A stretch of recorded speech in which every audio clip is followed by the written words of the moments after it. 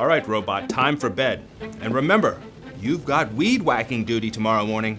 So don't you stay up all night again reading comic books. I don't hear any excuses about ghosts or spooks or any other nonsense to get out of doing yard work. You hear? Okay, Dad, fine. Good. Now, good night.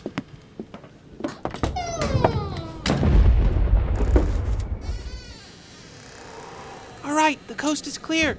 Do you think he's coming again tonight? He always comes on a full moon. All right, kids. Now that you're both tucked in, what kind of bedtime story do you want for tonight? What are the options, Uncle Harvey? Well, my trunk of comics here contains a collection of horror, science fiction, fantasy, shock suspense, and romance comics from the 1950s. In addition to my own comics that I penned, I made sure to gather a smattering of the best out there. Well, that is, before I died, at least. Definitely not romance. Yuck. Golly gee, Uncle Harvey, I'd be happy with just about anything. All your bedtime stories have been so great so far. What's a shock suspense story? Is it scary? Shock suspense stories were a series of horror and suspense tales that pushed the boundaries of what was socially acceptable at the time. Ooh, that sounds good. There's probably scary monsters then, right? Well, not necessarily monsters. The stories in shock suspense stories often featured macabre and morally ambiguous tales. What's mortally ambiguous mean? Oh, I love a good moral dilemma. I vote for a shock suspense story. Wait a minute, so there's maybe a monster in it, but maybe not? I don't know. I'd feel better if I knew there was a monster in there for sure. Okay, I think I found one here that you're gonna like. And it may or may not contain a monster in it. You'll just have to be surprised. All right. And its story and art are credited to the talented Jack Kamen from the year 1953. This one's called Piecemeal.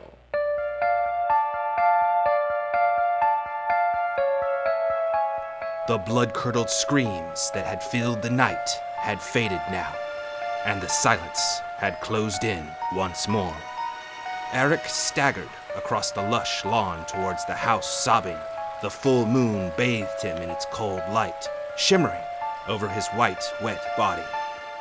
He was clad in bathing trunks, and streams of scarlet oozed from the slashes in his pale flesh. In his right hand, Eric clutched a blood-soaked towel, pressing it against the shredded stump of his left arm. Sydney knew! He knew all the time! We underestimated him! Eric stumbled onto the flagstone patio and flung himself against the door, pounding it with his red-stained fist. Inside, the house was silent. No one stirred. Of course not. He and Sally had seen to that. Oh, Lord, I need a doctor! I'm bleeding to death, and the door's locked! Sally must have forgotten to release the catch. The house was still. The pounding grew weak. Eric slid to the cold patio, his head whirling. The black velvet curtain of unconsciousness began to fall, shutting out the moonlight. A pool of blood flooded out over the neatly laid flagstones. Sally! Sally!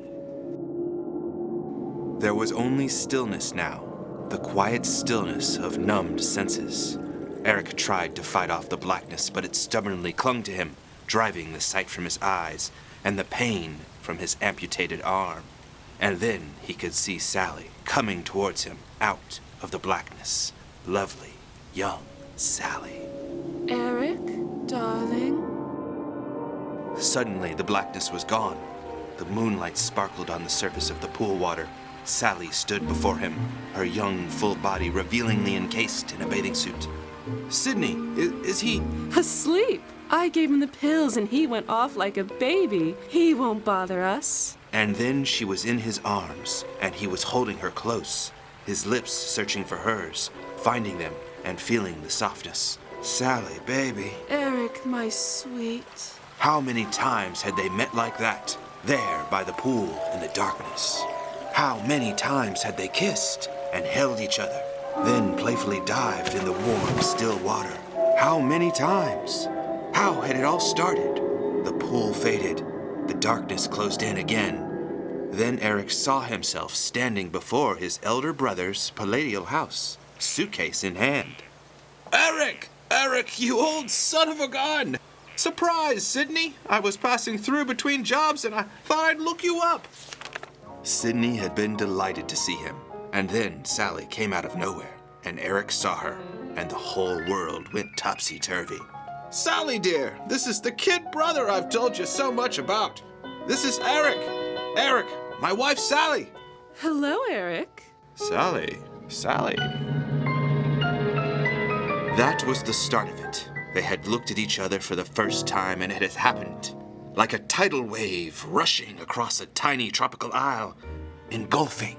Sydney wrote about you, Sally, but I never expected this. You're very lovely. He spoke about you as though you were a child, Eric. I had pictured you so differently. And then dinner that first night, and Eric stealing glances at Sally seated opposite him, their eyes meeting while Sydney chatted aimlessly. Well, after dinner, I must show you my marine collection, Eric. I've recently acquired some rare specimens. Huh? Oh yeah, sure, Sydney, sure. Sydney, the naturalist, the expert on undersea flora and fauna, the shelf-lined library with its myriad of glowing tanks. Amazing, Sydney. Where did you get them? I mean, these fish. They're shipped to me from all over the world, Eric. This is the most valuable collection in the States. And next month... Sydney ranting about his collection, about the new additions, future shipments, and all the while he pretended to be listening, but Eric was studying Sally. Vivacious Sally. It's the only one of its kind in captivity. I'd say it's worth roughly $600. You look tired, Eric. Come, Sydney. Let's let Eric go to bed. I'll show you your room, Eric. She moved ahead of him, up the thickly carpeted stairs. He watched her trim figure glide across the halls and open the guest bedroom door. I brought your things up already. Hope you don't mind. No, not at all, Sally, thanks. He brushed past her and they touched, and he breathed deeply, inhaling her woman's smell and the perfume in her hair. Sydney has trouble sleeping. I have to give him sleeping pills. Oh? He stood over her, looking down into her soft eyes, at her full lips. We have a saltwater pool out back. I usually take a dip at night after he's asleep. Perhaps you... Oh, yeah, I'll join you. Sure, I'd love it. And when she'd gone, he stood at the window and stared out at the quiet pool, lying like a mirror in the darkness, until she'd come out of the house and looked up at his window and waved.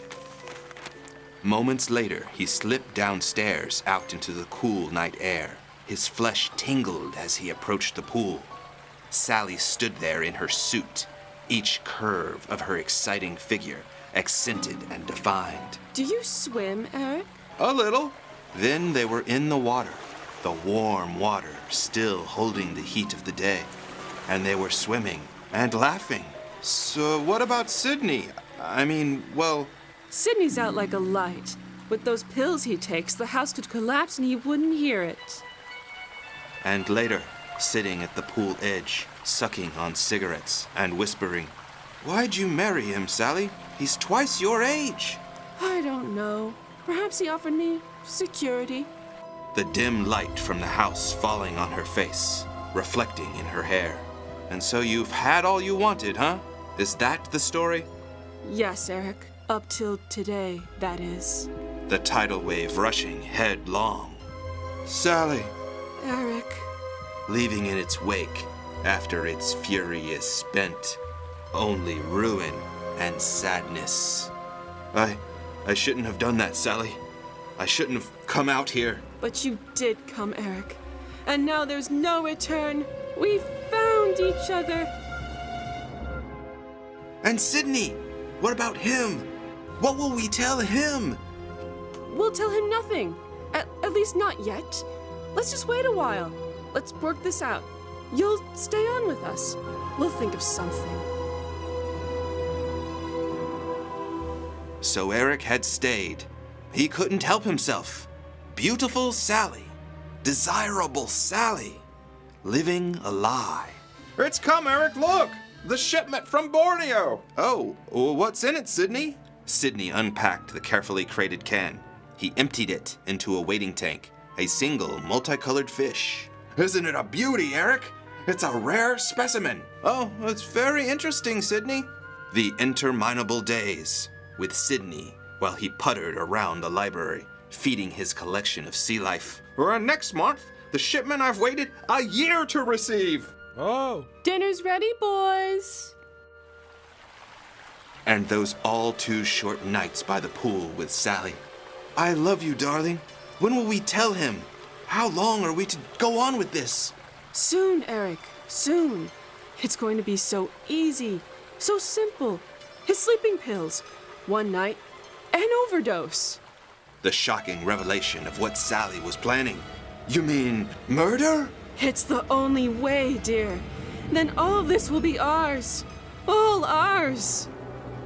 Yes, but murder? It will be an accident, sweet. Hold me, Oh, Sally. Eric, darling. The madness of it. The sheer horror of what they planned to do. And those nights in the pool with the world and Sydney so far away. He expects his shipment tomorrow. Some rare fish. I'll tell him he couldn't sleep. He took too many pills. How will you... I'll give him his usual amount, dissolve the rest in water. He'll never know. I'm cold, Sally. Let's go inside. And then, this evening, sitting at dinner. Oh, the doorbell. I'll get it. It's probably for me, my shipment. All right, dear. Sydney hurrying off like a child, excited with a new toy. This is it, honey. After tonight, we're free. I hope so, Sally. I hope so. Sydney finally returned to the dinner table. Meet me as usual, Eric. At the pool, tonight. Hush, here he comes. What a beauty. Wait till you see it. And then, after dinner, Well, Sid, what about your new specimen? Come on, I'll show it to you. Oh, not tonight, Sydney. I'm tired. I'd like to go to bed. Oh, all right, dear. Tomorrow, then. Eric, we're turning in. Good night, Eric. Oh, good night, you two. the pool was still when Eric came out to it. The moonlight shimmered on its surface. He waited, pacing up and down. Finally, Sally came out of the blackness. Eric, darling. Sally stood before him, her young, full body revealingly encased in her bathing suit. Sydney, is he... Asleep. I gave him the pills and he went off like a baby. He won't bother us ever again. He'll be dead in an hour. And then she was in his arms, and he was holding her close, his lips searching for hers, finding them and feeling their softness. Sally, baby. Eric, my sweet. She pushed away from him, gasping. I'm yours now, Eric. All yours. Sally? Her eyes sparkled playfully. She darted towards the pool edge. But if you want me, you'll have to catch me. Come back here, you little tease. The splash, the long wait till Sally's head appeared, but she came up with no smile on her face. She came up screaming. Eric! My God! And the thrashing, and Eric diving in, not knowing what was making Sally scream. Sally, I'm coming! The house was still. The pounding had stopped. Eric lay in a pool of blood on the cold patio, the last drop of life seeping out of his arm stump onto the red-stained flagstones. Upstairs, Sydney gasped inside, his last breath rushing outward from his collapsing lungs.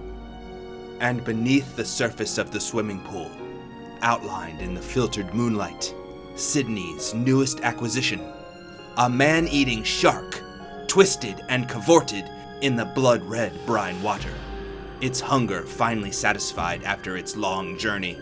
Sally had been the main course, and Eric's arm, dessert. The end. Wow. Oh my gosh. I had thought that the husband was totally gonna get them. I didn't see that twist coming. That was macabre. Technically, though, there wasn't really a monster in it. but I'm not disappointed because I love sharks. All right, now for a history lesson on this comic. Oh boy, a history lesson on sharks? Yes! No, a history lesson on the unrealistic portrayal of marriages and divorce in the American 1950s that led to stories like this being banned. What? That's boring. I'm very tired now, actually.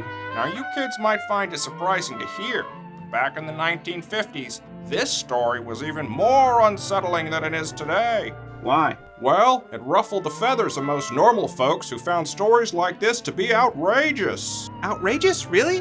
Why's that, Uncle Harvey? Well, back then, marriages were usually portrayed as idealistic. Marriages were expected to last for life, and that's that. Infidelity, like in this story, was unthinkable and said to promote immorality. Wow. Human beings in the 1950s really married for life? Statistically, about 90% of marriages during the 1950s lasted for life. That sounds like a good thing, isn't it? Not necessarily. Many factors led to individuals being unhappily stuck in their marriages and fearful to get a divorce. Fearful? Fearful? And that's because at the time, people who sought divorce faced significant social disapproval. Divorce laws were strict and legally challenging. Some states even required proof of misconduct to get a divorce. And for many housewives, economic dependency on husbands and the significant wage gap for women made leaving a marriage too expensive. Why did this charming couple wind up in court? Why did it have to happen this way for them? Whose fault was it? What was wrong? As a result, many people remained in marriages that were miserable. But folks didn't want to even think about that then. Swept that happening under the rug. And that's one unrecognized factor that led to the longevity of marriages in the 1950s. Speaking of longevity, did you know sharks have been around since the dinosaurs? Uncle Harvey, did affairs occur in some of those marriages? Well, of course. And though it wasn't talked about much, affairs like in our story did occur in the 1950s. So then stories like this were considered taboo. Yes, and unfortunately, people flipped out. The 1950s were heavily conservative, which emphasized the sanctity of marriage, traditional family structures, and sexual morality. 1 year after our story, in 1954, the Comics Code Authority was established and imposed strict guidelines on comic book content, prohibiting the depiction of illicit sex relations and anything that might undermine the sanctity of marriage, in their opinion. Those bastards essentially censored stories about affairs in comic books like this one. Wow, so this banned story was one of the last of its kind then. Yes, that's right, Space Brain. That's too bad. More stories should end in sharks eating everyone. The blasted Comics Code Authority ended the careers of many great comic book creators, including mine. Bummer, really? Oh, that's too bad, Uncle Harvey. Some folks thought that characters in comic books should only ever serve as moral role models for kids, and that portraying adults engaging in affairs was promoting immoral behavior. Although the irony is here that the moral of this story is that the evil behavior of the adulterers is punished in this story. No one's saying go out and have an affair and then murder your husband to get away with it. Gee willikers, could the banning of stories about divorce and affair be considered immoral itself? Well, yes, Space Brain, because it hid real issues, making it harder for individuals to seek help or leave unhealthy relationships. Not discussing these issues led to poor mental health, but society just wants you to not even acknowledge it, hide it, don't think about it. That, in my opinion, is more cruel than any horror story. What percentage of marriages ended in sharks eating everyone? Well, only this one as far as I know. Nate! Well, that's it for tonight. You little rascals get some sleep, and tomorrow night, I'll read you an even more disturbing and terrifying tale that was too controversial for the time.